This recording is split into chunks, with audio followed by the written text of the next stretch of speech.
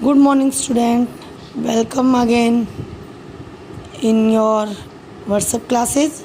तो students, I hope आप सबने अपने हॉलीडेज़ इंजॉय किए होंगे।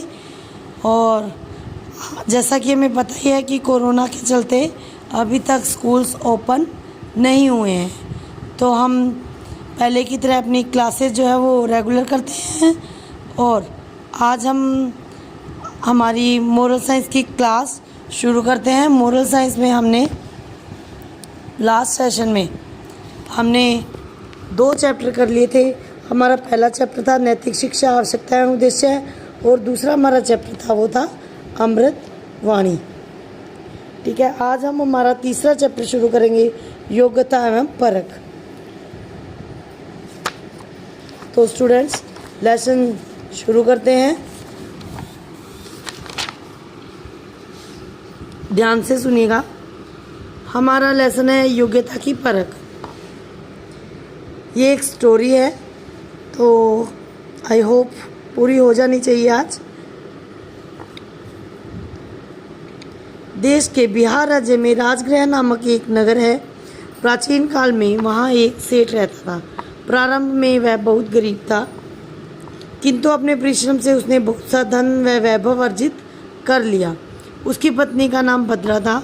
उस सेठ के 4 पुत्र थे, धनपाल, धनदेव, धनगोप और धनरक्षित। बड़े होने पर उसने चारों पुत्रों का विवाह कर दिया। चारों की पत्नियां अपने अपने काम में कुशल थी तथा सास ससुर की आज्ञा मानने वाली थी। धीरे धीरे समय बीतता गया। सेठ की वृद्धावस्था आ गई। उसने सोचा कि अभी तो घर की देखभाल पत्नी भद्रा कर लेती है, बाहर का कार्य मैं और लड़के कर लेते हैं, आगे क्या होगा। इसी विचार से सेठ परेशान हो गया। उसने चारों बहुओं की परीक्षा लेनी चाहिए। सेठ ने अपने घर पर एक प्रतिभोज का आयोजन किया।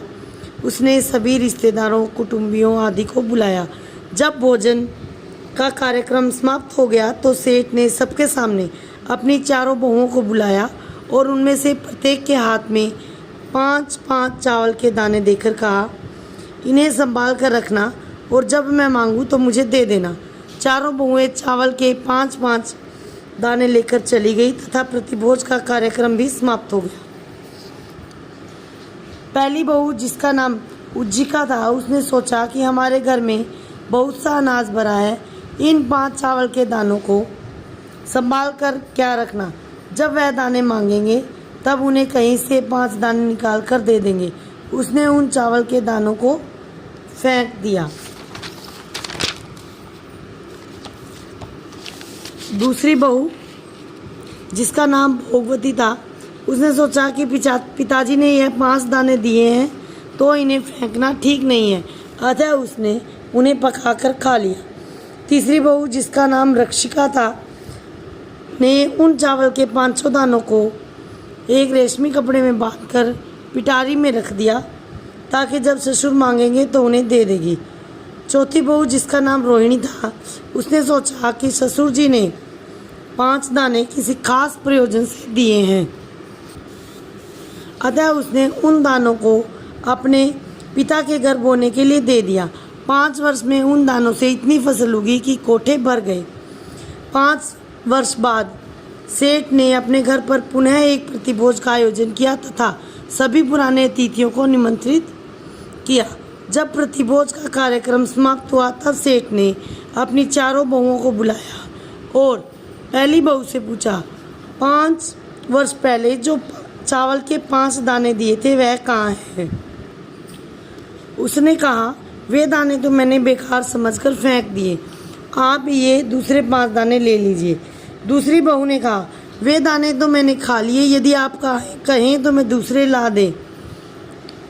तीसरी बहू रक्षिका ने कहा, वह दाने मैंने कपड़े में बांधकर अपनी पिटारी में रख दिए थे, आप कहे तो मैं उन्हें लाकर देती हूँ। चौथी बहू रोहिणी ने कहा, मैंने अपने पिता के घर बोने के लिए दे दिए थे, उससे अब ढेर सारा अनाज उत्पन्न हो गया, उन्हें लाने के लिए गाड़ियाँ चाहिए, मैं स्वयं नहीं ला सकती। सेठ ने अपनी चौथी बहू रोहिणी की बात सुनकर प्रसन्न हो गया उसने सबके सामने घोषणा की कि मैं अपने घर का सारा भार रोहिणी को सौंपता हूँ, इससे मेरे घर की उन्नति होगी। सेठ ने अपनी तीसरी बहू रक्षिका को घर की संपत्ति रक्षा का भार सौंपा। दूसरी बहू को उसने घर की रसोई व्यवस्था का भार सौंप दिया तथा पहली बहू उज्जिका, जिसने चावल के दानों को फेंक दिया था, उसे घर की सफाई व्यवस्था का भार सौंप दिया। कुछ दिन बाद सभी बहुओं ने अपने अपने क्षेत्र में अच्छा कार्य करके दिखाया। सभी रिश्तेदारों और कुटुंबियों ने सेठ की पारखी दृष्टि की बुरी बुरी प्रशंसा की। प्रत्येक व्यक्ति को उसकी बुद्धि और योग्यता के अनुसार ही कार्य सौंपना चाहिए। तो स्टूडेंट्स, ये हमारा लेसन कंप्लीट हुआ और इसका बुक वर्क मैं आपको सेंड कर दूंगी। आपको खुद ट्राई करना है उसे करने का। ओके, नेक्स्ट क्लास में हम इसके क्वेश्चन आंसर और बुक वर्क सोल्व करेंगे। Stay home, stay safe.